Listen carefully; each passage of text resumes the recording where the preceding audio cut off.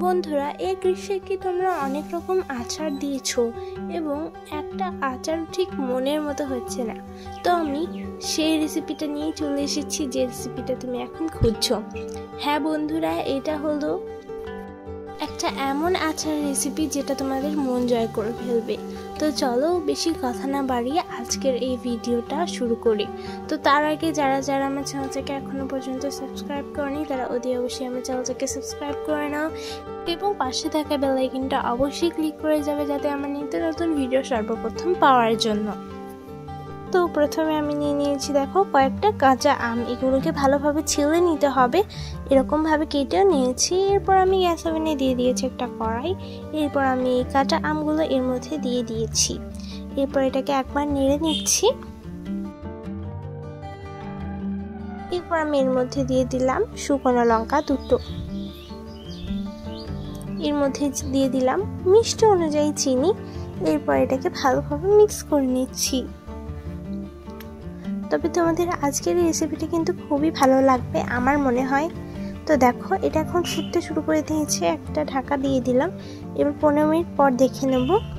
ঠিক 15 মিনিট পর কিন্তু আমি ঢাকাটা খুলে দিচ্ছি। আমার মনে হচ্ছে কি এই যে চিনিটা আছে এটা গলে যাবে। হ্যাঁ বন্ধুরা, এটা এখন গলে গেছে। এরপর আমি এটাকে ভালো করে মিক্স করে নিচ্ছি।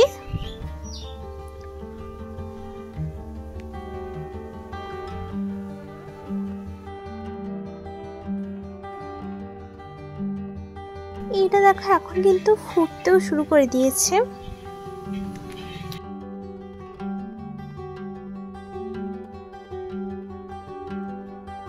এর মধ্যে আরেকটা পরিমাণ জিনিস অ্যাড করে দিলাম, সেটা হলো লাল লঙ্কার গুঁড়ো।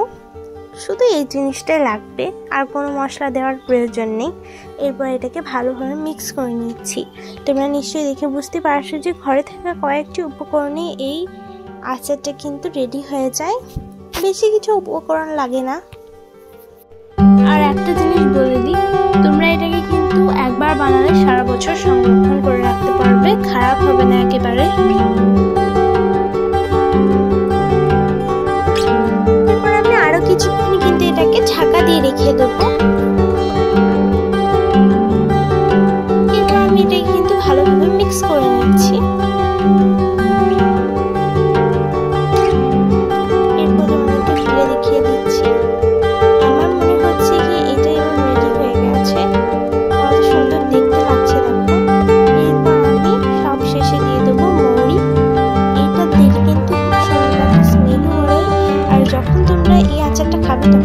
খুবই ভালো লাগবে। তো এরপর এটাকে আমি ভালো করে মিক্স করে নিচ্ছি। আর হ্যাঁ, আর একটা জিনিস তোমাদেরকে বলতে মনে নেই, সেটা হলো যে এটা একেবারে তেল ছাড়া।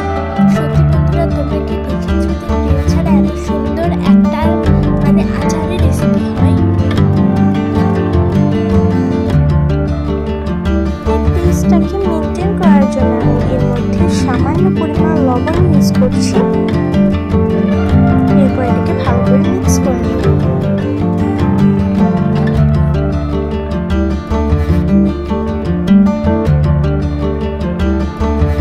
এটা কিন্তু এবার রেডি হয়ে গেছে। আর দেখো এর লুকিংটা কিন্তু খুব সুন্দর।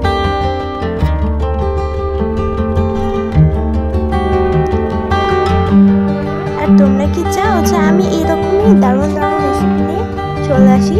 তাহলে অবশ্যই আমার চ্যানেলটাকে সাবস্ক্রাইব করে নেবে এবং পাশে থাকা বেল আইকনটা ক্লিক করে নেবে। আর দেখো আচারটা কিন্তু খুব সুন্দর লাগছে দেখতে। মাত্র কয়েকটা উপকরণে রেডি হয়ে গেল আমাদের এই আচারটা। খেতে কিন্তু খুবই সুন্দর হয়, তাই একবার বানানোর অনুরোধ রইল।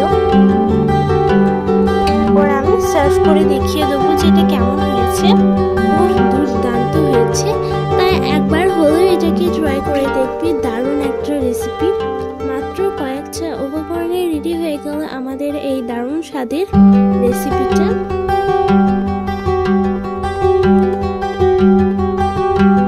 বাচ্চা বড় সবারই কিন্তু এটা প্রিয় একটা জিনিস, তাই অবশ্যই এটাকে ট্রাই করে দেখবি। আজকের মতো বিদায় নিচ্ছি। ভালো থাকবে, সুস্থ থাকবে, আর পরের ভিডিওটার জন্য অপেক্ষা করবে। যারা যারা আমার চ্যানেলটাকে এখনো পর্যন্ত সাবস্ক্রাইব করেনি তারা অতি অবশ্যই আমার চ্যানেলটাকে সাবস্ক্রাইব করে নেবে এবং পাশে থাকা বেল আইকনটা ক্লিক করে নেবে যাতে আমার একটা নতুন ভিডিও সর্বপ্রথম পাওয়ার জন্য। আবার দেখা হবে পরের ভিডিওটাতে। তো এখনকার জন্য